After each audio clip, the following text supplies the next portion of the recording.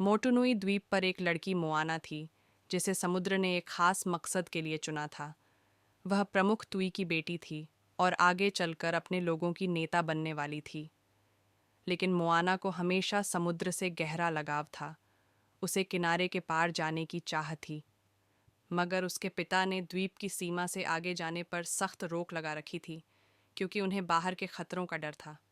समय के साथ मोआना के द्वीप पर मुश्किलें बढ़ने लगीं, फसलें सूखने लगीं, मछलियाँ गायब होने लगीं और हरा भरा इलाका उजड़ने लगा। उसकी दादी ताला ने उसे सच बताया।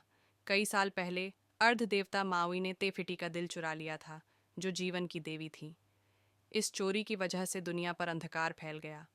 समुद्र ने खुद मोआना को चुना था कि वह मावी को ढूंढे और तेफिटी का दिल वापस रखकर संतुलन बहाल करे। ताला ने मोआना को तेफिटी का हरा चमकता दिल दिया, जिसे समुद्र ने बहुत पहले ही उसे सौंपा था। अपनी आखिरी घड़ियों में ताला ने मोआना से सफ़र पर जाने की गुजारिश की। अपनी दादी की आत्मा से हिम्मत पाकर मोआना नाव लेकर अनजान सफ़र पर निकल पड़ी। मोआना ने समुद्र पार किया और माउई को ढूंढ निकाला। वह एक घमंडी, रूप बदलने वाला अर्ध देवता था। लेकिन माउई को मोआना की मदद करने में कोई दिलचस्पी नहीं थी, क्योंकि उसे सिर्फ अपनी जादुई फिशाहुक वापस चाहिए थी, जो उसने तेफिटी का दिल चुराते समय खो दी थी। पहले तो वह मना करता है, लेकिन मोआना उसे चालाकी से साथ ले जाने में सफल हो जाती है।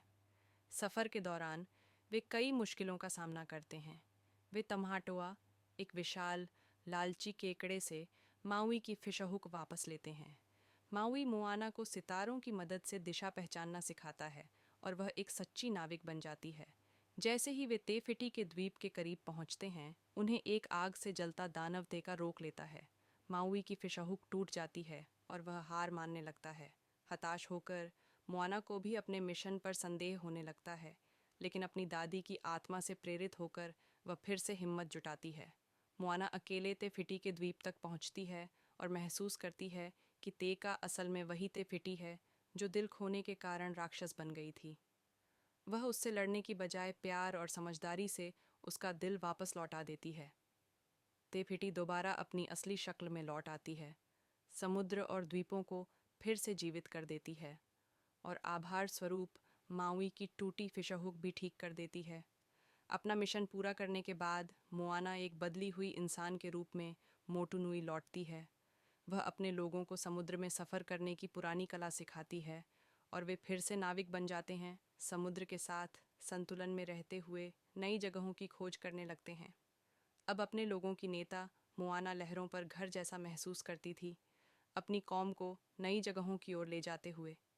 एक शाम जब मोआना अपनी नाव से क्षितिज को देख रही थी, तो उसे हवा में एक धीमी, पुरानी और उदास धुन सुनाई दी। समुद्र हल्के नीले रंग में चमक उठा।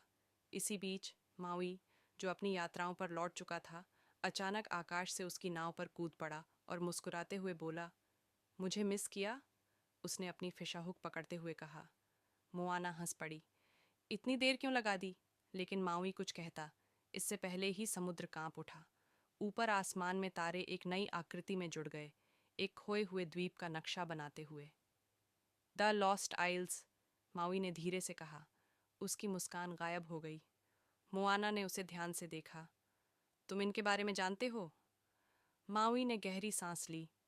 ये सदियों पहले गायब हो गए थे। कुछ लोग कहते हैं कि समुद्र ने इन्हें निगल लिया, और कुछ का मानना है कि कोई और उन्हें ले गया। मोआना कुछ और पूछती, उससे पहले ही समुद्र ने उनकी नाव को आगे बढ़ा दिया। उसे पता था, एक नई यात्रा शुरू हो चुकी थी। माँ पापा से प्यार करने वाले बच्चे चैनल को ज़रूर सब्सक्राइब करें। धन्यवाद।